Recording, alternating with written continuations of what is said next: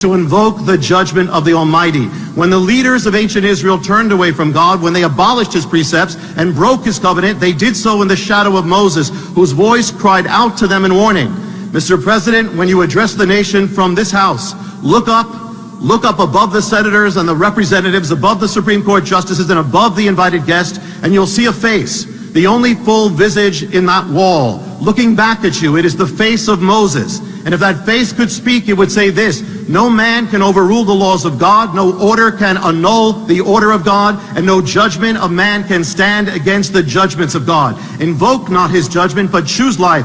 Lead in the way of repentance. Invoke the grace of God that he might have mercy on this land. We've come to a most critical moment. As Elijah stood on top of Mount Carmel and cried out to Israel in his hour of decision, in between two altars and two gods, his voice now cries out to America and says, choose you this day whom you will serve. 70 years ago, the chaplain of the United States Senate cried out with the same voice and said to this nation, if the Lord be God, then follow him. But if Baal, then follow him and go to hell.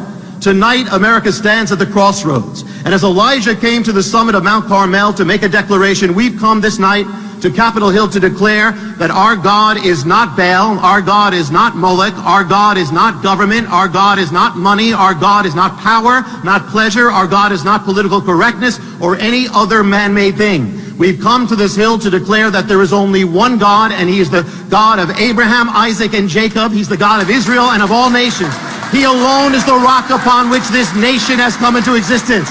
And from this high place we make this declaration: we will not bow down our knees to Baal. We will not bow down our knees to political correctness. We will not bow down our knees to a morality that is as shifting as sand in the wind. We will not bow down our knees to the laws and precepts of rebellion or the sacred cows of moral apostasy. We will not bow down our knees to the idols of man. We will not bow down to Baal. We will bow down our knees only to the Lord our God, come what may, and we will have no other gods before him.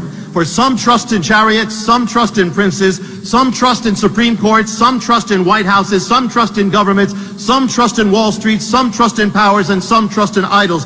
But we will trust in the name of the Lord our God, in the name above all names, above all kings, above all powers. We will trust in the only name given by which we can be saved. We will trust in the name of Yeshua HaMashiach, Jesus the Messiah, the King of all kings, the Lord of all lords, the Judge of all judges, the light of the world, the glory of Israel, the foundation stone upon which this nation came into existence, and the only answer, the only chance, and the only hope that America has, that it might once again shine with the light of the fire of the presence of the glory of the living God and not go to hell. So help us God. Thank you.